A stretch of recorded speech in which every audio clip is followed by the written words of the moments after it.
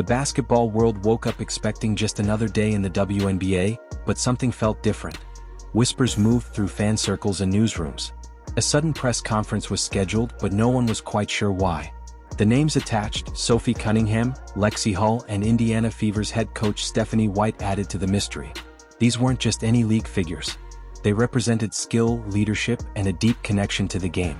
Their joint appearance meant something big was coming, but no one knew what. As the media gathered, the room filled with tension. Cameras were pointed, pens were ready, and faces showed a mix of excitement and worry. Most people expected a team update or maybe a charity announcement.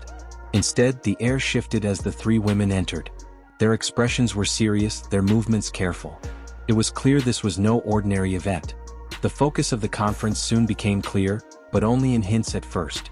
The three women mentioned a name that had become central to the sport in record time: Caitlin Clark. Her rookie season was supposed to be a celebration. She had broken attendance records, inspired young fans, and brought national attention to the league. Her skill and energy on the court made headlines every week. But as the conference continued, it became obvious there was more to her story. For weeks, fans had watched Clark play with her usual fire. She scored big, made impossible shots, and pushed her team forward. Yet, to those looking closely, small changes were visible. The athlete who once played every minute with a smile seemed more reserved. She moved a bit slower, especially after tough games. The cheers from the crowd were still there, but Clark's responses were quieter. The press conference began to fill in these gaps. The speakers described the demands of Clark's rookie year using simple but powerful words.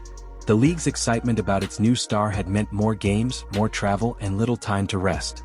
Clark's talent drew tough defenses. Teams doubled up on her, played rougher, and forced her to work harder for each point. Every night, she faced not just the best players in the league, but new strategies designed only for her. The challenge was enormous, especially for someone so new to the professional level. But the physical challenge was only the first part of the story. The speakers shifted to the mental and emotional side, slowly revealing how Clark's rise to fame had another cost. She was now the face of women's basketball. Every move she made was watched, discussed, and debated. She was in commercials, interviews, and highlight reels. Fans loved her, but critics followed too. Every mistake became a headline. Every moment off the court was still under the spotlight. The conference room grew more silent as the women described the impact. Clark's daily schedule was packed. There was barely a moment for rest between games, flights, and media appearances. The pressure to always perform was constant. Even when she smiled for the camera, she carried the weight of expectations from her team, her city, and fans across the country. The announcement took an even more serious tone when the discussion turned to Clark's health. The speakers shared that Clark had been playing through pain for several weeks, though they respected her privacy and did not explain the full details. The physical toll of playing against older, stronger defenders every night added up. She had pushed through injuries, determined not to let down her team or the league, but the cost was becoming too high. Her well-being was at risk and the people around her started to worry. The most striking moment came when the three women stood together, not as rivals but as supporters. Sophie Cunningham and Lexy Hull had played against Clark, and Stephanie White had coached her through her rookie season. Despite their different backgrounds, they agreed on one thing: the situation had become too serious to ignore. By standing side by side, they showed that some issues mattered more than winning or losing. The conference did not just focus on Clark's struggles. It also raised questions about the league itself. The WNBA had grown quickly thanks to stars like Clark.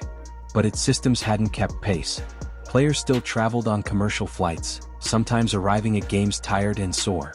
There was little time between games for recovery. The media attention was bigger than ever, but so were the demands on players' bodies and minds. The league had gained so much, but it needed to provide more support in return. The speakers called attention to these issues without blaming anyone directly.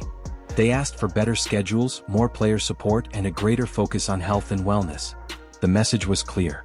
The league's future depended on treating its stars with care, not just celebrating them when they win. As the press conference drew to a close, the real news was finally shared. After many quiet talks between coaches, doctors, and Clark herself, a decision was made. Caitlin Clark's playing schedule would change for the rest of the season. She would play fewer minutes, have more time to recover, and skip some games entirely if needed. The choice was difficult. Clark wanted to be on the court, but everyone agreed this was the only way to protect her future. The decision was supported by everyone on stage, including Clark's competitors. They understood what was at stake. Clark was not just another player. She was a symbol of hope for the league and its fans. Protecting her was about more than one season. It was about the future of the sport. By taking this step, the league was sending a message. The health of its players came first, even when it was hard. Leaving the press conference, reporters and fans realized they had witnessed a turning point. This was more than a story about a single athlete. It was a call for change in women's sports.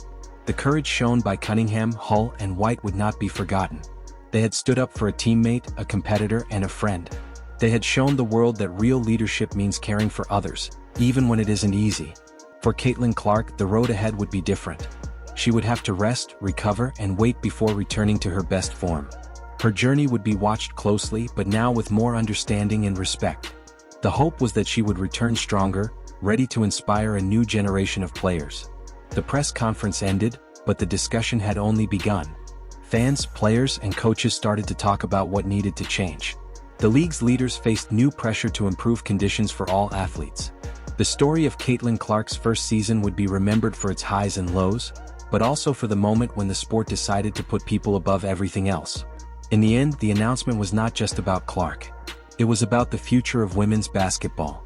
A future where stars are celebrated, but also protected, and where the league grows with care, not just speed. The day had started with mystery and suspense, but it ended with a call to action and a promise for something better.